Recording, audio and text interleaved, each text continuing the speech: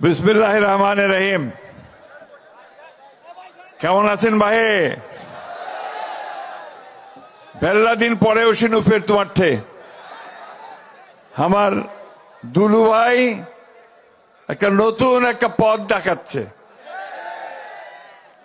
আমাদের তিস্তা নদী বাঁচাবার জন্য তিনি আজকে 5টা জেলাকে একত্রিত করে এই তিস্তা নদীর অববাহিকায় আমরা যারা বাস করি তাদেরকে তিনি আজকে জাগিয়ে তুলেছেন। স্লোগান দিয়েছেন কিসের? জাগো বাহে কুন্ঠে সবাই, দুলু ভাই ডাক দিছে আইসো আমরা তিস্তা বাঁচাই। ঠিক না? এই যে আন্দোলন শুরু হলো, এই আন্দোলন আমরা শেষ পর্যন্ত নিয়ে যাব। মৌলানা আব্দুল হামিদ খান ভাসানী মুসলিম জননেতা তিনি একদিন ফারাক্কা মার্চ করেছিলেন গঙ্গার পানির ন্যায্য হিস্যার জন্য।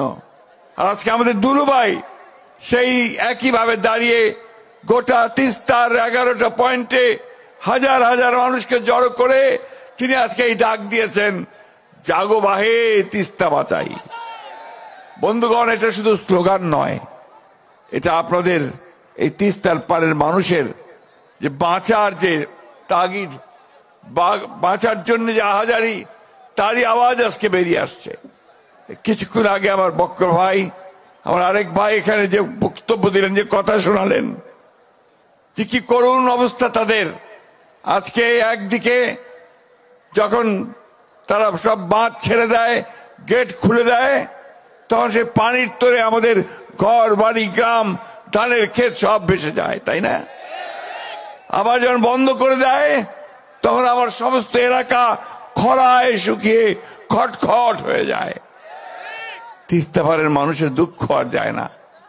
আমাদের না বেবি নাজনীন কিছুক্ষণ একটা গান গেয়েছে যে আমাদের সেই তিস্তা পারের সেই মেয়ের গলায় যে কান্না, সে কান্না আজকে সমগ্র বাংলাদেশের। বন্ধুগণ, আজ থেকে বহুদিন আগে থেকে এই তিস্তা পানির ন্যায্য হিস্যার জন্য আমরা কথা বলছি। পাকিস্তান আমলে পাকিস্তানিরা বলেছে, বাংলাদেশ হওয়ার পরে আমরা বলেছি। আওয়ামী লীগের সরকার আসলো, প্রথম দিকে সবাই ভাবলো যে ভারতের বন্ধু আওয়ামী লীগ, সুতরাং তিস্তার পানি বোধহয় এবার পাই যাবে। ঠিক না? লবডঙ্ক 15 বছরে বাংলাদেশ থেকে বেঁচে দিছে, তিস্তার 1 ফোঁটা পানি আনতে পারে নাই। শুধু তিস্তা নয় ভাই, 54টা নদী আছে যেগুলো ভারত থেকে আমাদের দেশে আসছে। সবগুলো নদীর উজানে তারা বাঁধ দিয়ে দিয়েছে। বাঁধ দিয়ে তুলে নিয়ে যায়, পানি তুলে নিয়ে যায়, বিদ্যুৎ উৎপাদন করে, আর আমাদের দেশের মানুষ এখানে ধান ফলাতে পারে না, ফসল ফলাতে পারে না। তারা তাদের জীবন জীবিকা থেকে সম্পূর্ণ বঞ্চিত হয়। আমাদের জেলে যারা মাছ ধরেন তারা মাছ ধরতে পারেন না। প্রত্যেকটা মানুষকে আজকে সেই কষ্টের মধ্যে পড়তে হয়েছে।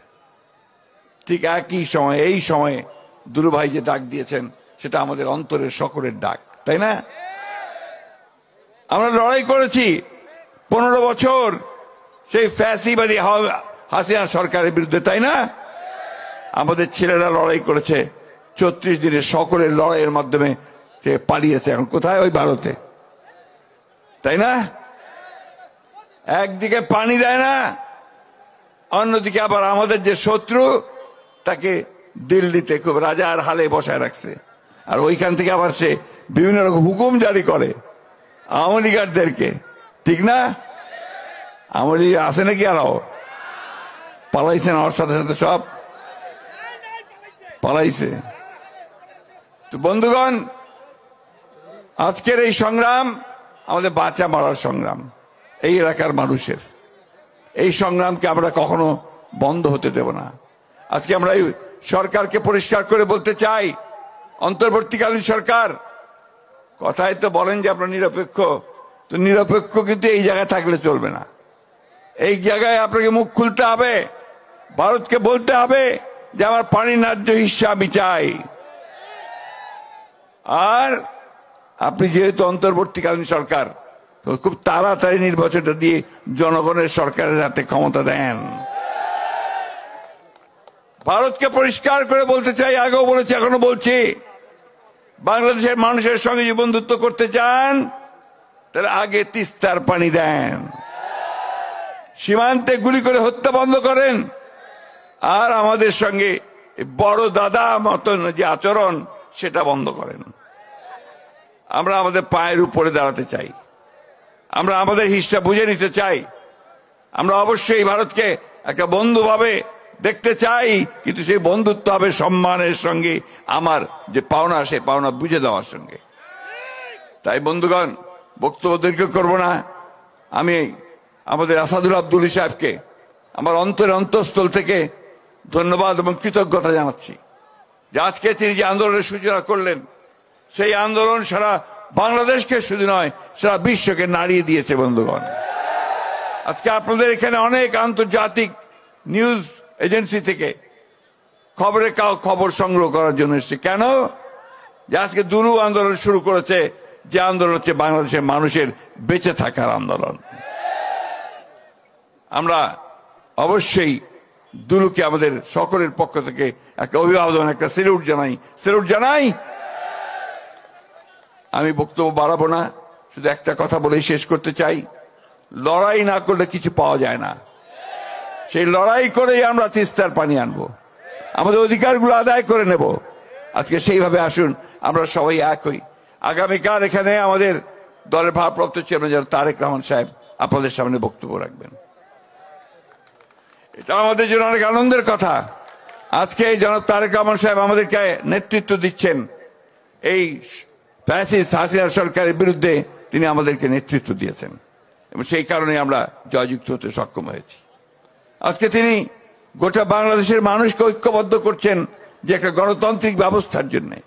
আমরাও সেই একই কথা সরাসরি বলতে চাই যে আমরা 1971 সালে যে স্বাধীনতার যুদ্ধ করেছিলাম, পাকিস্তান সেনাবাহিনীর বিরুদ্ধে যুদ্ধ করেছিলাম, সেই যুদ্ধের মূল লক্ষ্যটাই ছিল একটা গণতান্ত্রিক ব্যবস্থা আমরা চাই। কয়েন ভাই কতবার ভোট দিবা পারেন নাই, পারিছিলেন ভোট দিবার?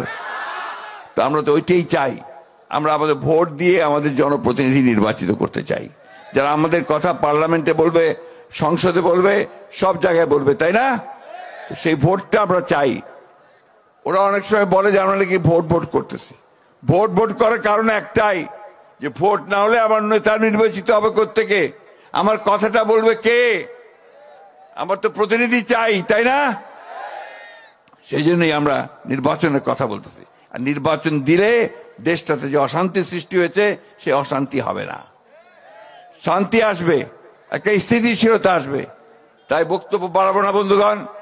আমি আজকে গতকাল ঠাকুরগাঁতে এসেছি, আজকে সকালে কিন্তু রওনা হয়েছি, এসে বসে আছি আর অভিভূত হয়েছি তিস্তার পাড়ের হাজার হাজার মানুষ আজকে নিজেরা পুটলিতে ডাল বেঁধে চলে এসেছে, তাই না? সব একা একা চলে এসেছে, এখানে কাউকে কিছু বলতে হয় নাই, তার নিজের দাবির জন্য দুলু ভাইয়ের ডাক শুনে আজকে সবাই এসেছে। তাই বন্ধুগণ, আমার কথা শেষ, শুধু এইটা বলতে চাই যে এখন নতুন লড়াই শুরু। সেই লড়াই হচ্ছে আমাদের বাঁচা মরার লড়াই, আমাদের স্বাধীনতার লড়াই, আমাদের গণতন্ত্রের লড়াই। আসুন আজকে আবার সেই ঐক্যবদ্ধ হয়ে আবার আমরা সেই ডাক দেই, জাগো বাহে তিস্তা বাঁচাও। আসসালামু আলাইকুম।